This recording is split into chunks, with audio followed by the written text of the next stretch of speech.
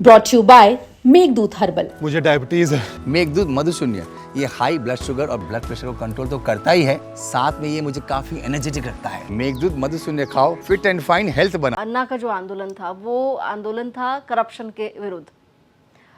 दिल्ली में शीला दीक्षित की सरकार थी, वो सरकार सत्ता से बेदखल हो गई। आम आदमी पार्टी और उस दौरान फिर कांग्रेस के समर्थन पे ही वो सरकार बनी भी थी। जब आपने चुनाव लड़ा, सीटें आपको उतनी नहीं आई जितनी चाहिए थी दिल्ली में सरकार बनाने के लिए। ये कैसे हुआ? जिस पार्टी के लिए, जिस सरकार के खिलाफ आपने पूरा आंदोलन चलाया, फिर उसी के साथ आपने गठजोड़ कर लिया। ये हम सब के लिए भी डाइजेस्ट होने वाली चीज़ें नहीं थी। और मुझे याद है कि जब हम जीत करके आए और फिर ये राजनीति का एक ऐसा स्वरूप होता है जिससे हम रूबरू हुए पहली बार कि हम 28 सीट हमारे पास था, 8 सीट उनके पास था। हम जितने प्रोमिसेस किए थे, अब कांग्रेस बिना शर्त उपराज्यपाल को समर्थन दिया और कहा देखो ये तो मैं पहले ही कहते थे झूठ बोल रहे हैं, ये जो कहते थे करेंगे नहीं, करना होता सरकार बना लेते।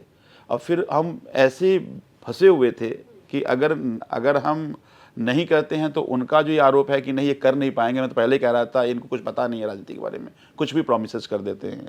दूसरी तरफ था कि अगर सरकार बनाए तो कांग्रेस कैसे बनाएंगे, हम कांग्रेस के खिलाफ लड़के आए हैं।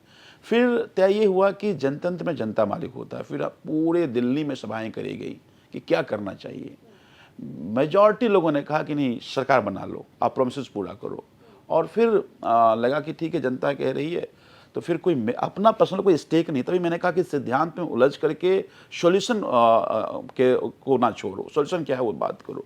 मुझे याद है कि पहली बार इतिहास में ऐसा हुआ होगा कि आप कोई पार्टी सत्ता में आने के 48 घंटे के अंदर, मुझे याद है अरविंद केजरीवाल जी को 104 डिग्री फीवर था, उस फीवर में मीटिंग हो रही है और 48 घंटे के अंदर बिजली आधे हो गए थे और पानी मुफ्त हो गया था। तो पहली कोई ऐसी पार्टी जो कोई वादा किया और अपने वादे में इतना संजीदा है कि सत्ता में आते ही उसको बदला।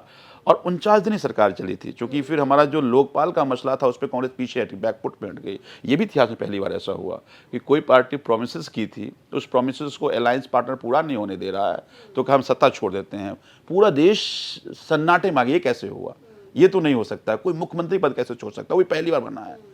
लेकिन 49 दिन की जो सरकार थी, मैं आपको एक वाकया बताता हूँ। मैं विधायक था अपने यहाँ, हमारे यहाँ एक बीजेपी के बड़े सीनियर कार्यकर्ता थे और उनका बिजली का बिल, पानी का बिल बरसों से ठीक नहीं हो रहा था। वो ट्राइब्यूनल में गए, कोर्ट में गए, सरकार हमारी बनी और उसने मैसेज किया जेडारो को कि भाई अगर आप बिल ठीक नहीं किया तो मैं केजरीवाल को कंप्लेन कर दूंगा।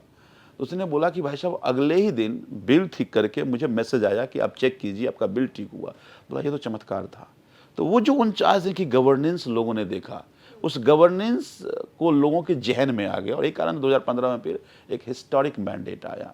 तो मुझे हम जो आप सवाल जो आपने शुरू की थी, हमारे लिए भी राजनीति में ऐसा कुछ होता है या करना पड़ता, ये पहली बार देखने को मिला था। सैद्धांतिक तौर पे हम भी सहमत नहीं थे, लेकिन मुझे लगता है वो ठीक ही हुआ। और मुझे लगता है कि अगर वो नहीं हुआ होता तो इस देश में शिक्षा और स्वास्थ्य का भी मुद्दा नहीं बनता। आज 10 साल बाद आज सब पार्टियां कुछ शिक्षा स्वास्थ्य पर बात करने पर मैंने मजबूर किया है।